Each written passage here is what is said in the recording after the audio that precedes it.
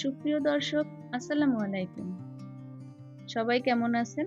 আলহামদুলিল্লাহ আমি ভালো আছি। আমি আজকে রান্না করব ইলিশ পটল। এই ইলিশ পটল রান্নার জন্য আমার লাগবে পটল আর ইলিশ মাছ। আমি এখানে কয়েকটি পটল নিয়েছি। পটলটাকে খোসা ছিলে আমি ভিতরের যে অংশগুলো থাকে তা বের করে উপরে হালকা করে একটু কেটে নিয়েছি। এতে মশলাগুলো ভালোভাবে ঢুকতে পারবে। আমি এভাবে সবগুলো পটলকেই কেটে নিয়েছি। এবার ইলিশ মাছটাকেও কেটে ভালোভাবে ধুয়ে পানি ঝরিয়ে নিয়েছি। এবার আমি একটু মশলা মাখাবো, সেজন্য আমি দিয়ে দিচ্ছি হলুদের গুঁড়া 1 চামচ, মরিচের গুঁড়া 1 চামচ, লবণ পরিমাণ মতো। এই ইলিশ মাছ রান্নার জন্য আমি শুধু পেঁয়াজ বাটা দিব, আর বেশি কিছু দিব না।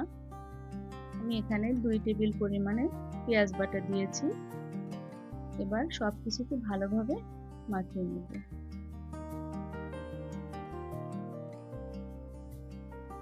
মাখানো হয়ে গেলে আমি এক সাইডে রেখে দেব।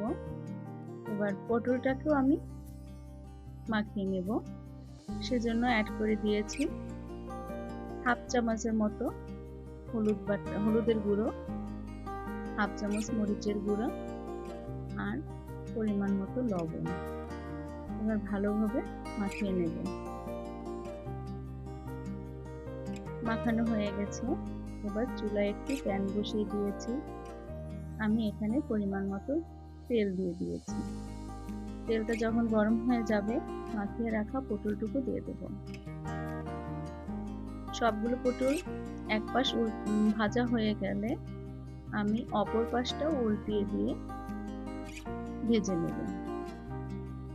এবার আমার যে তেলটুকু ছিল ওই তেলের মধ্যে আমার আগে থেকে মাখিয়ে রাখা ইলিশ মাছগুলো হালকা করে ভেজে নেব। আমি এখানে মাছটা হালকাই ভেজে নিয়েছি। মাছটা এক পাশ ভাজা হয়ে গেলে একটু আলতো করে উল্টিয়ে আর এক পাশ ভেজে দেব, এবং আমার যে অবশিষ্ট মশলাটুকু ছিল সেই মশলাটুকু দিয়ে কিছু সময় কষিয়ে নিয়েছি। তারপরে ভেজে রাখা পটলগুলো দিয়ে দিয়েছি।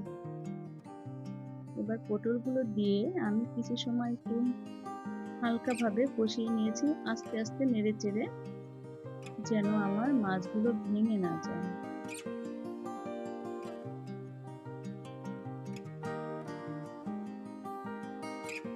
কষানো হলে আমি এখানে অল্প পরিমাণ পানি দিয়েছি, কারণ এই রান্নাটায় আমি বেশি ঝোল রাখবো না, অল্প পরিমাণ মাখা মাখা ঝোল রাখবো। এবার আমি ঢেকে কিছু সময় রান্না করছি। আবার একটু উল্টিয়ে হালকাভাবে নেড়ে চেড়ে দেব এবং লবণটা টেস্ট করে দেখব। আমার আরেকটু লবণ লাগবে।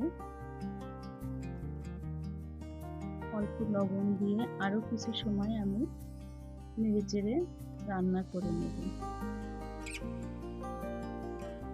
তো দেখতেই পাচ্ছেন আমার পটল রান্না হয়ে গেল। এই রান্নাটা আসলেই মজা লাগে, অনেক মজা। আপনারা সবাই ট্রাই করবেন। তো আমার ভিডিওটি কেমন লাগলো অবশ্যই কমেন্টস করে জানাবেন। তো আল্লাহ হাফেজ।